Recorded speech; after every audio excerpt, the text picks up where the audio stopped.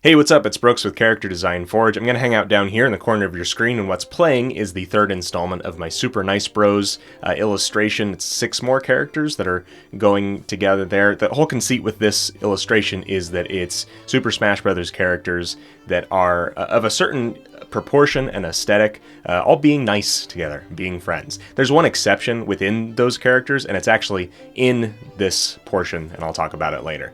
That kind of brings me to what I wanted to talk about, which is the difference between stylized character designs and realism, and that translation that happens when a stylized character is brought into, let's say, live action. It's something that's been around for a long time, and instead of something like the Roger Rabbit look, where you have definitive cartoons existing in a real-life setting, there's been movies like Rocky and Bullwinkle, Alvin and the Chipmunks, Yogi Bear, and recently the Detective Pikachu movie. So there's 2 different aspects that I think of, one of them being the approach and the second being justification. So starting with that approach, when it comes to solving a problem, right, a character designer or an artist is going to solve the problem in a different way or with a different methodology than a scientist or a mathematician or an engineer or a programmer. So when you have different kinds of artists, technical artists, CG artists, even down to lighting and texturing artists, there's going to be different approaches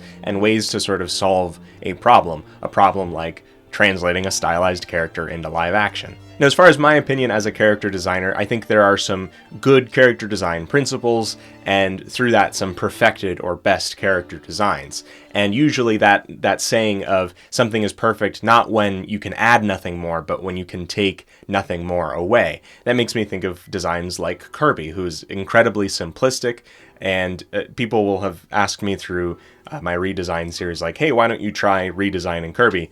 I would take that on for fun to do like an alternate version of Kirby, but as far as like improving that design, there's really nothing to be done. Now, a lot of simplified and stylized character designs are made up of a shape language that is not realistic at all. So instead of having, say, like a realistic animal skeleton, a lot of these characters will have blobby, simplistic shapes that they're made up of. And there's a term called skeuomorphism that Apple did a lot a couple of years ago. So for instance, their calendar app, instead of just being a digital calendar like you'd expect to find inside a phone or a computer, it would have like leather stitching at the top, where it's attributing those real world textures and attributes of something onto the digital version.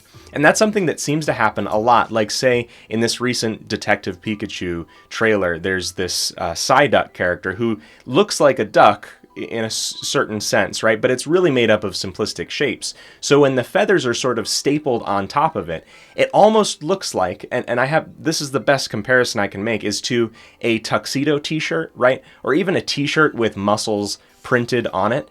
There's just something in that texturing process that's a little bit off, right? It's not feathers that are plumage coming out. If you look at like an actual bird skeleton, the way that the feathers come off are not sort of shingled like roof tiles. They're emanating from a central fluffy spot, right? And so that's not to be negative on that design or the artists that worked on it or anything like that, but it's clear in the approach, right? They chose to keep the simplified shapes, but then use real world textures. And so there might be just a little bit of a disconnect depending on your own personal view or opinion of that. And so the second thing I wanted to talk about, which is in a lot of ways larger than just stylized characters in live action movies, is how we kind of have a paradigm that says or equates real and more mature to better, right? The more real something is, the more mature it is, the better,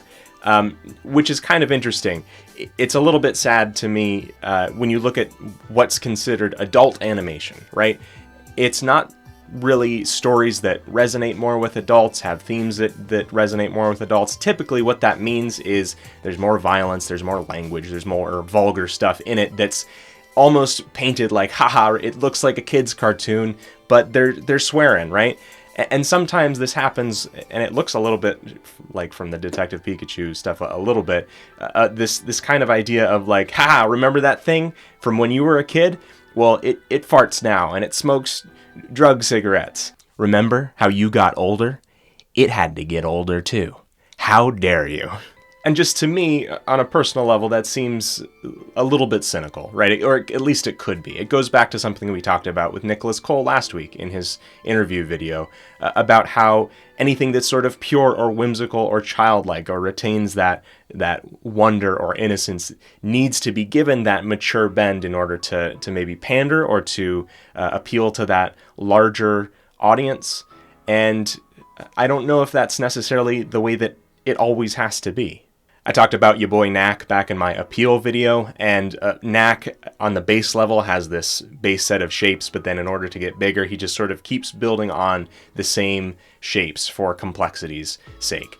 And that kind of flies in the face of good character design, at least from a certain set of principles. And a lot of the same principles that these simple, stylized characters were in their original form before they got these live-action movies, which is that simple is better. And adding complexity for complexity's sake doesn't always work out that well.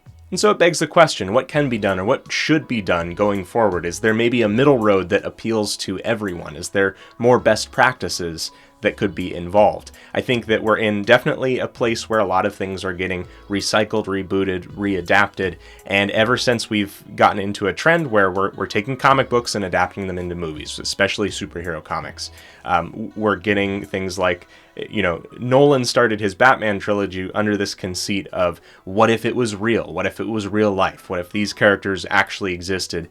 And I think because that was well executed, a lot of people took that and said, well, that's the only way to do things. What if it was real is the only legitimate, again, way to tell a story, which it's only one of many. Of course, Disney's been in a cycle of adapting their animated films into live action, and a lot of people ask the question, I think pretty legitimately, of why?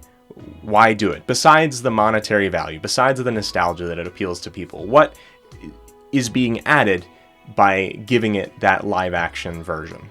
And so far it's been good in the Disney films only from the standpoint of the Jungle Book animals are real life animals. And so there's a real life equivalent. We don't need to take a stylized Bagheera and then give him realistic fur and set him loose. But I sort of wonder along the lines of, are they going to get to a place where there's a very stylized animal or creature or character that's not going to translate as well? As I'm saying that, I remember they're making a Lilo and Stitch movie. Whew. Dumbo's got big ears, but he's an elephant, so I think he'll be okay. I'd love to hear what you guys think on this topic and maybe what solutions you think there are. I don't have like a final answer for things, but I wanted to talk about sort of what my feelings were on the subject, especially because it's part of an overall trend of real is better. And is it? Because to me, a lot of times the comics and the games and the animated thing in the first place was the best possible thing and version of the thing, and it seems like maybe that's an unpopular opinion compared to real is better for some people. Going back to the print there, yes, Rosalina is the one exception to the rule for how I decided who'd get into this illustration. Everyone else has a pretty similar aesthetic and proportion. They're originally only like 2 or 3 heads tall each, but I really wanted Luma in there, so I did kind of a chibi version of Rosalina. Yeah, I said chibi that time, not chibi. You're welcome. Pretty happy with all of these. There's just a few more characters to add, and then I'd like to put them all together into a print. So if you're interested in a print, please let me know.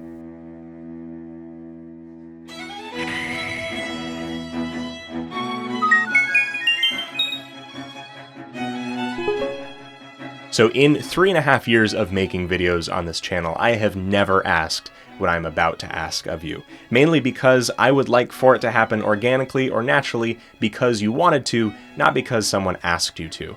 However, unfortunately, clicking like under this video, if you did legitimately like the video, is a very big difference. It's a tangible way to support this video and channel and get it to the eyeballs of more and more people. So if you could click like, I'd appreciate it. I hate that I have to ask you. I just do. That's it for me today. I'm making new videos every week here on Character Design Forge. Subscribing on YouTube lets you know when new videos are made available. If you'd like to support me and this channel, you can go to patreon.com/bageldenizen and get a personalized video critique of your work in return at the Novice Bard tier, along with a lot of other stuff. You can follow me at bageldenizen on Instagram, Twitter, and Twitch. Thank you so much for watching, and have fun creating.